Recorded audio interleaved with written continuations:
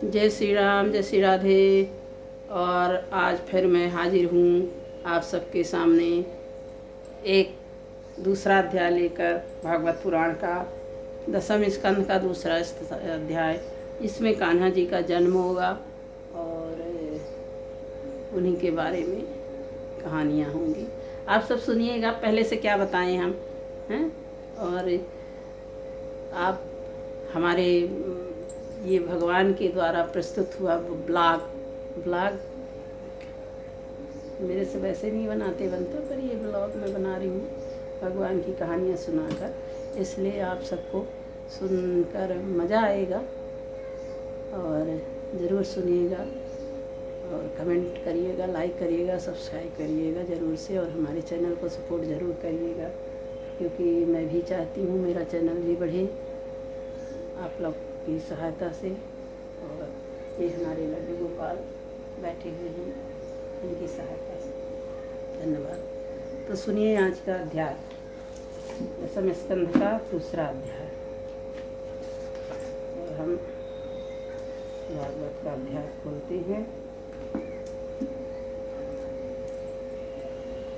तो भगवान गर्भ प्रवेश और देवताओं की गर्भ स्तुति है इस अध्याय में। तो श्री सुखदेव जी कहते हैं, परीक्षित, कंस एक तो स्वयं बड़ा बली था और दूसरे मगध नरेश जरासंध की उसे बहुत बड़ी सहायता प्राप्त थी। तीसरे उसके साथी थे प्रलंबासुर, बकासुर, चाणूर, तृणावत, अघासुर, मुष्टिक, अरिष्टासुर, देविद, पूतना, केसी और धेनु। इन सबके साथ रात तथा बाणासुर और भौमासुर आदि बहुत से दैत्य राजा के सहायक थे। इनके साथ लेकर वह यदुवंशियों को नष्ट करना चाहता था। वे लोग भयभीत होकर कुरु, पंचाल, केकय, साल्व, विदर्भ, निषद, विदेह और कोमल आदि देशों में जा बसे थे। क्या है, यदुवंशियों का दुश्मन बन गया था। नारद जी भिड़ा दिए थे। कल की कहानी में यही था कि नारद जी भिड़ाए थे, तो यादवों से बहुत ज़्यादा दुश्मनी हो गई थी। वो सोचता था कि क्या पता किस रूप में विष्णु भगवान आ जाएंगे और हमें मारने लगेंगे। तो वो सभी लोगों से दुश्मनी ले ली थी, और इतने जो राक्षस थे वो सब उसके राजा सहायक भी थे, और सबको यदुवंशियों को पूरा नष्ट करना चाहता था। तो यदुवंशी जो थे वो सब भयभीत होकर दूसरे देशों में जाकर बस गए थे। कुछ लोग ऊपर से उसके मन के अनुसार काम करते हुए उसकी सेवा करने लगे थे। जो कुछ लोग नहीं भागे थे, जो उनके मन की अनुसार ही सेवा करने लगे थे। क्या करें, कहते हैं ना कि मरे ना तो करे का है। तो जब कंस ने एक एक करके देवकी को 6 बालक मार डाले, तब देवकी 7वें गर्भ में भगवान अंश रूप श्री शेष जी उन्हें अपना जिन्हें अनंत भी कहते हैं पधारे। अब 7वें गर्भ में उनके देवकी के अनंत भगवान पधारे, और श्री शेष जी का अवतार था वो, और उन्हें संकर्षण, अनंत, कई प्रकार के नाम दिए गए हैं उनको। तो आनंद स्वरूप शेष जी के गर्भ में आने के कारण देवकी स्वाभाविक ही हर्ष हुआ। मतलब जब उनके गर्भ में आ गई तो अपने आप ही खुशी खुशी महसूस करने लगी वो। परंतु कंस शायद इसे भी मार डाले। इस भय से उनका शोक भी बढ़ गया। विश्वात्मा भगवान ने देखा कि मुझे ही अपना स्वामी और स्वरूप मानने वाली यदुवंशी कंस के द्वारा बहुत ही सताए जा रही हैं। तब उन्होंने अपने योग माया से वह आदेश दिया, देवी कल्याणी, तुम ब्रज में जाओ। यह प्रदेश ग्वालों और गौों को इससे सुशोभित है। वहाँ नंद बाबा के गोकुल वासुदेव पत्नी की रोहिणी निवास करती है। अब वहाँ से योग माया को भगवान आर्डर देते हैं और आदेश देते हैं कि तुम गोकुल जाओ, ब्रज धाम में जाओ, और वहाँ वासुदेव की पत्नी रोहिणी निवास करती है। उनकी भी और भी पत्नियां कंस से डरकर गुप्त स्थानों में रह रही हैं। इस समय मेरा अंश, जिसे शेष कहते हैं, भगवान कृष्ण जी बोलते हैं कि जो मेरा अंश है, शेष कहते हैं, वो देवकी के उदर में गर्भ के रूप में स्थित हुआ है, और वहाँ से निकाल कर तुम रोहिणी के गर्भ में स्थित करो। भगवान बोलते हैं योग माया से कि रोहिणी के गर्भ में देवकी के गर्भ से स्थापित कर दो। तो वहाँ निकल कर तुम रोहिणी के पेट में रख दो। कल्याणी, अब मैं अपनी समस्त ज्ञान बल और अंशों के साथ देवकी का पुत्र बनूंगा और नंद बाबा की पत्नी यशोदा के गर्भ से जन्म लूंगा। यशोदा के गर्भ से जन्म लेना। बोल रहे हैं भगवान की अब मैं पूरे अपने अंशों के सहित देवकी के गर्भ में आऊँगा और अवतार लूँगा और तुम जाओ यशोदा के गर्भ से उत्पन्न होना और अपना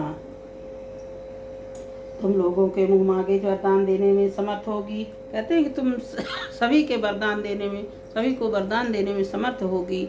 माँ दुर्गा का रूप होगी। मनुष्य तुमने अपनी समस्त अभिलाषाओं को पूर्ण करने में जानकर धूप दीप नैवेद्य हर प्रकार की सामग्रियों से तुम्हारी पूजा करेंगे। पृथ्वी जो लोग तुम्हारे के लिए बहुत से स्थान बनाएंगे, दुर्गा, भद्रा, काली, विजया, वैष्णवी, कुमुदा, चंडिका, कृष्णा, माधवी, कन्या, माया, नारायणी, ईशानी, शारदा और अंबिका आदि सब बहुत से नामों से पुकारेंगे। ये सब नाम माता जी के और माता जी के स्थान भी हैं। ये भगवान ने पहले से ही उनको बोला कि यहाँ सब तुम्हारे नाम से और तुम्हारे मंदिर और तुम्हारी पूजा करेंगे। वहाँ सब लोग, पृथ्वी में जो लोग रहते हैं, देव की गर्भ से खींचे जाने के कारण शेष जी के लोग संसार में संकर्षण कहेंगे।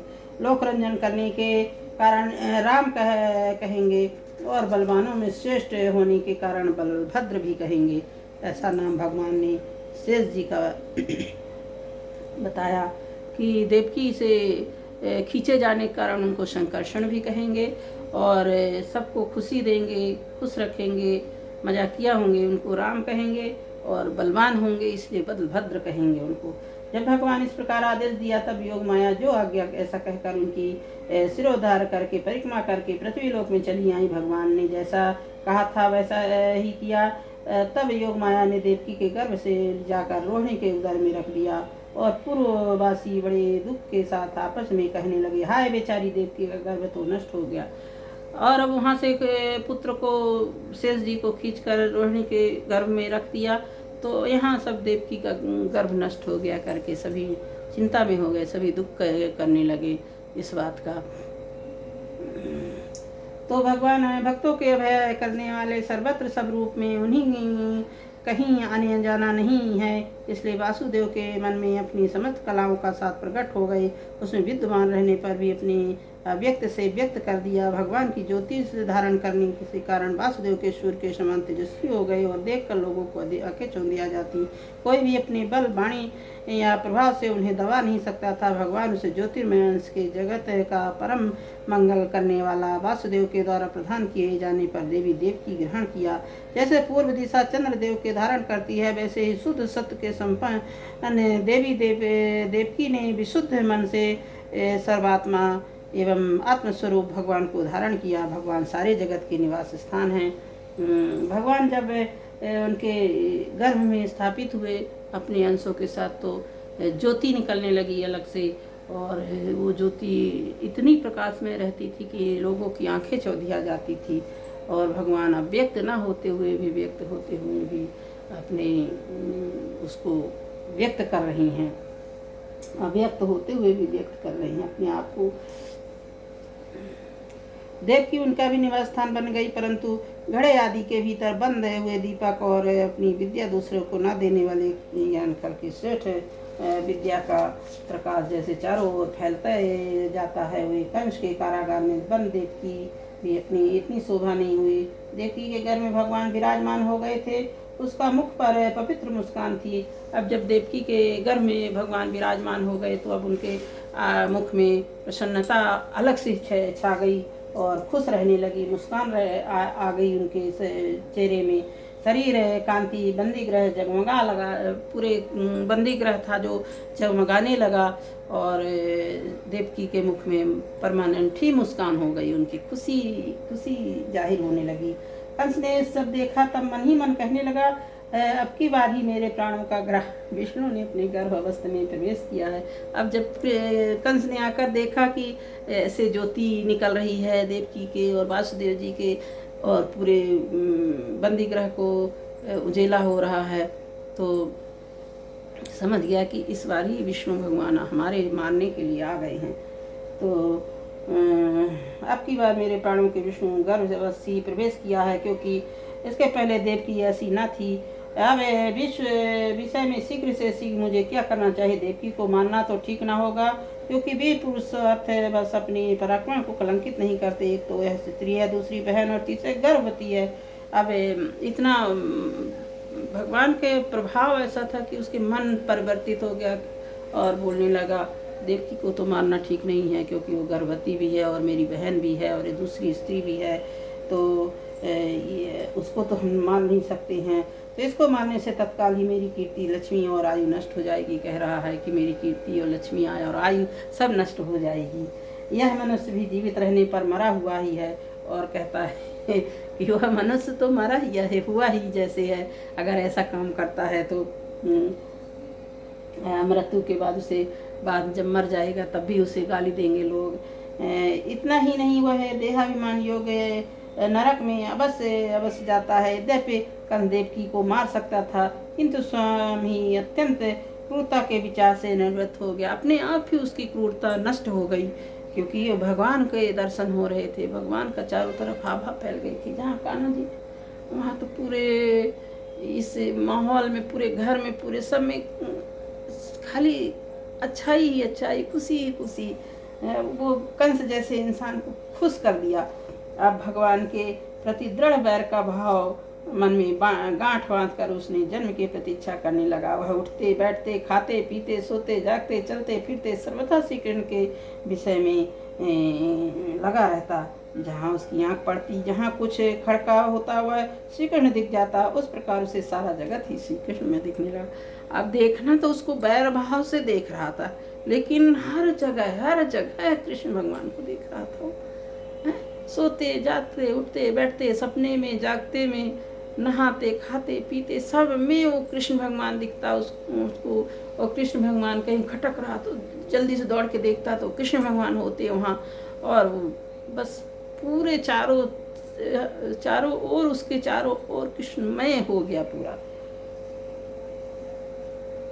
परीक्षित भगवान शंकर और ब्रह्मा जी कंस के कैद खाने में आए। उनके साथ अपने अनुचरी सहित समस्त देवता, नारद ऋषि भी थे। वे लोग सुमधुर वचनों से सबकी अभिलाषा पूर्ण करने वाले श्री हरि की इस प्रकार स्तुति करने लगे। अब भगवान ब्रह्मा और वहाँ सभी ऋषि नारद जी भी आए और भगवान की वहाँ आकर बंदी गृह में स्तुति करने लगे। आप सत्संकल्प हैं, सत्य ही आपकी प्रतिष्ठा श्रेष्ठ साधन है। सृष्टि के पूर्व प्रलय पश्चात संसार की स्थिति समय सत्य अवस्थाओं में भी आप सत्य हैं। भगवान ब्रह्मा जी अब ये स्तुति कर रहे हैं कृष्ण जी की कि आप असत्य होते हुए भी आप सत्य हैं। सभी अवस्थाओं में से पृथ्वी, जल, तेज, वायु और आकाश, इन 5 दृश्यमान सत्यों को आप ही कारण हैं। सभी मतलब 5 तत्व जो हैं आप ही कारण हैं इनके, और इसके अंतर्यामी रूप से विराजमान भी हैं। इस पर दृश्यमान करके परमार्थ स्वरूप आप ही मधुर वाणी और समरस के प्रवर्तक हैं। भगवान आप तो बस सत्य स्वरूप ही हैं। हम सब आपकी शरण में आए हैं। कहते हैं भगवान, हे भगवान आप तो सत्य स्वरूप ही हैं और हम आपकी शरण में आए हैं। यह संसार क्या है? एक सनातन वृक्ष है। यह वृक्ष का आश्रय है एक प्रकृति, इसके 2 पल सुख और दुख, 3 जड़ें हैं। सत्य और रजतम 4 रस है। धर्म, अर्थ, काम और मोक्ष इसके जानने के 5 प्रकार हैं। स्रोत, त्वचा, नेत्र, रसना और नासिका इसके 6 स्वभाव हैं। पैदा होना, रहना, बढ़ना, बदलना, घटना, नष्ट हो जाना इस पृथ्वी वृक्ष की छाल है। 7 धातुएं, रस, रुधिर, मांस, वेद, अस्थि, मंजा और शुक्र। 8 शाखाएं हैं। 5 महाभूत, मन, बुद्धि और अहंकार। इसमें मुख और नवोद्वार, खोड़ाखराएं, प्राण, अपान, व्यान, उदान, समान, नाम, कूर्म, कृंकल, देवदत्त और धनंजय, ये 10 प्राण हैं। इसके 10 पत्ते हैं। जो 10 प्राण हैं उसके 10 पत्ते हैं। ये संसार रूप वृक्ष पर 2 पक्षी हैं। ये संसार पूरा वृक्ष बताया गया है और ये सब वृक्ष के बताए गए हैं। और उसमें वृक्ष में 2 पक्षी हैं जो जीव और ईश्वर के नाम से जाने जाते हैं। इस संसार रूप वृक्ष की उत्पत्ति, आधार एकमात्र आप ही हैं। इस आपसे ही इसका प्रलय होता है, आपसे अनुग्रह इसकी रक्षा भी होती है। जिनका चित्त आपकी में माया से आवृत हो रहा है, सत्य को समझने की शक्ति खो बैठता है, वे उत्पत्ति स्थिति और प्रलय करने वाले ब्रह्मा देवताओं को अनेक देखते हैं। जैसे जो ये सब शक्ति खो बैठता है और जानता नहीं है, तो सबको जितनी शक्तियां हैं सबको अलग अलग देखते हैं कि ब्रह्मा अलग है, विष्णु अलग है, शंकर अलग हैं, इंद्र अलग हैं। बाकी ऐसा कुछ नहीं है, वो एक ही हैं, एक जीव और एक ईश्वर, बस।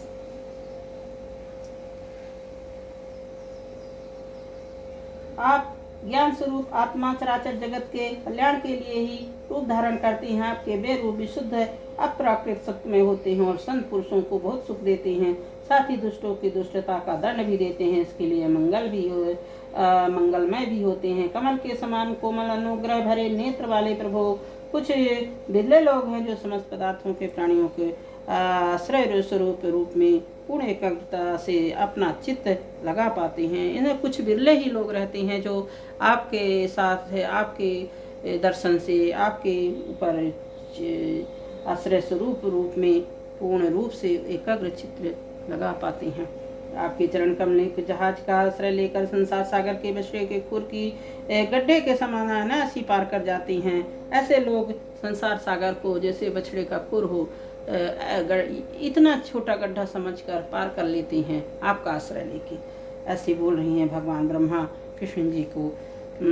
परम प्रकाश में परमात्मन भक्तजन सारे जगत के निष्कपट प्रेमी सच्चे हितैषी होते हैं। वे स्वयं ही इस भयंकर कष्ट से करने वाले योग संसार सागर को पार कर ही जाते हैं, किंतु औरों को कल्याण के लिए यहाँ आपके चरण कमलों की नौका स्थापित कर जाती हैं। वास्तव में सतपुरुष आपके महान कृपा है, उनके लिए आप अनुग्रह स्वरूप ही हैं। कमल नयन जो लोग आपके चरण कमलों की शरण नहीं लेते हैं तथा आपके प्रति भक्ति भाव रहित होने के कारण जिनकी बुद्धि भी शुद्ध नहीं होती है, जिनकी बुद्धि शुद्ध नहीं होती है और आपकी चरण शरण नहीं लेते हैं, वे अपने को झूठ मूठ मुक्त मानते हैं। वो जो होते हैं अपने को झूठ मूठ ही मुक्त मानते हैं। वास्तव में तो बद्ध ही हैं वे। बड़ी तपस्या साधना का कष्ट उठाकर उसी प्रकार ऊंचे ऊंचे पद पर भी पहुंच जाए तो भी वहां से नीचे गिर जाते हैं। परंतु भगवान जो आपके अपने निज जन, जिन्होंने आपके चरणों में अपनी सच्ची प्रीति जोड़ रखी है, कभी ज्ञान अभिमानियों की भांति अपने साधन मार्ग में गिरते नहीं हैं। प्रभु ये वे बड़े बड़े विघ्न डालने वालों की सेना के सरदारों के सिर पर रखकर निर्भय चढ़ते हैं। कोई भी विघ्न उनके मार्ग में रुकावट नहीं डाल सकते, क्योंकि उनके रक्षक आप ही हैं। आप संसार के अस्तित्व के लिए समस्त देहधारियों के परम कल्याण परम प्रदान करने वाले विशुद्ध सत्य में सच्चिदानंद परम दिव्य मंगल विग्रह प्रकट करती हैं। इस प्रकार रूप के प्रकट होने से आपके भक्त वेद कर्मकांड अष्टायोग तपस्या और समाधियों द्वारा आपकी आराधना करते हैं। बिना किसी आश्रय के किसी की आराधना करेंगे। प्रभु आप सबके विधाता हैं। यदि आपका यह विशुद्ध सत्य में निज स्वरूप ना हो तो अज्ञान और उसके द्वारा होने वाले भेदभाव को नष्ट करने वाले अप्रोच ज्ञान ही किसी को ना हो। जगत दिखने वाला 3 गुण आपके और आपके द्वारा प्रकाशित होते हैं, यह सत्य है, परंतु गुणों को प्रकाशित वृत्तियों के आपके स्वरूप केवल अनुमान ही होता है, वास्तविक स्वरूप साक्षात्कार नहीं होता है। आपके स्वरूप का साक्षात्कार तो आपके इस विशुद्ध सत्य स्वरूप को सेवा करने पाले पर आपकी कृपा से होता है। अब भगवान का साक्षात स्वरूप कोई नहीं जान सकता है। जो उसके ऊपर भगवान कृपा करते हैं, जिसके ऊपर भगवान खुश होते हैं, जिसको जनवाना चाहते हैं और कहते हैं ना कि जाने ही जाने ही तुम्हें ही होए जाए। भगवान को अगर कोई जान लेता है और उनका सच्चा चेहरा और सच्चा देख लेता है तो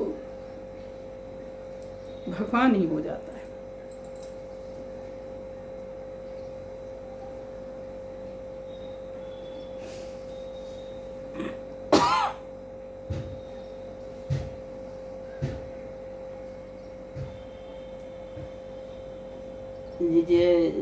दिखने वाले 3 गुणों आपके और केवल अनुमान ही होता है, वास्तविक स्वरूप साक्षात्कार नहीं। आपका स्वरूप साक्षात्कार तो हम विशुद्ध सत्य स्वरूप सेवा करने आपकी कृपा से ही होता है। भगवान मन और वेद वाणी के द्वारा केवल आपके स्वरूप का अनुमान मात्र होता है, क्योंकि आप उनके द्वारा दृश्य नहीं, उनके साक्षी हैं।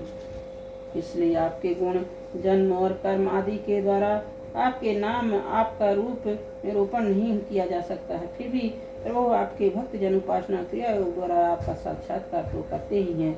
जो पुरुष आपके मंगलमय नामों रूपों का श्रवण कीर्तन का स्मरण और ध्यान करता है और आपके चरण कमलों की सेवा में अपना चित्त लगाए रहता है, इस प्रकार जन्म मृत्यु के संसार के चक्र से में नहीं आना पड़ता है। संपूर्ण दुखों को हरने वाले भगवान आप सर्वेश्वर विष्णु को आपका चरण कमल ही है।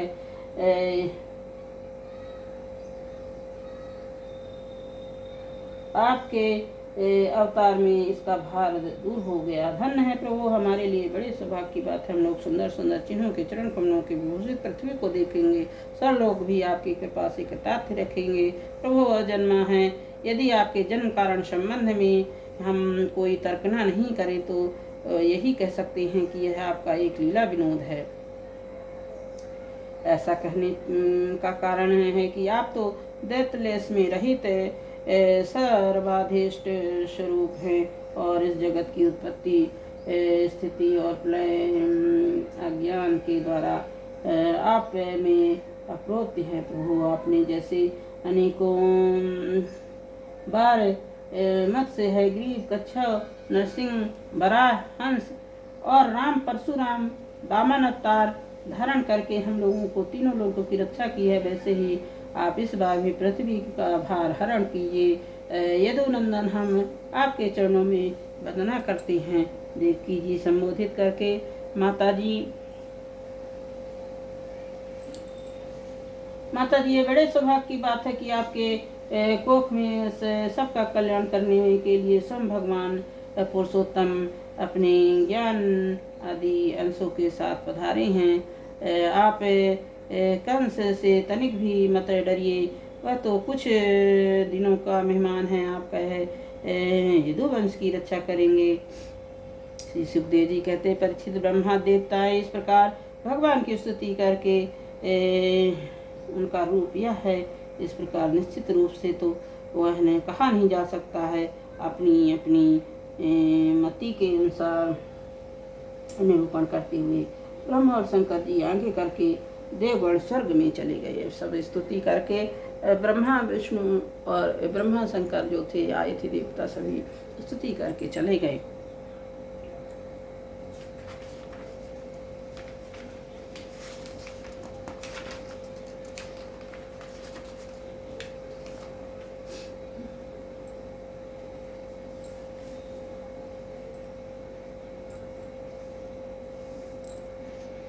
इस तरह पहला अध्याय समाप्त हुआ है और भगवान का भी तीसरे अध्याय में प्रागट्य होगा, इसलिए अब कल करेंगे, ज़्यादा हो जाएगा फिर।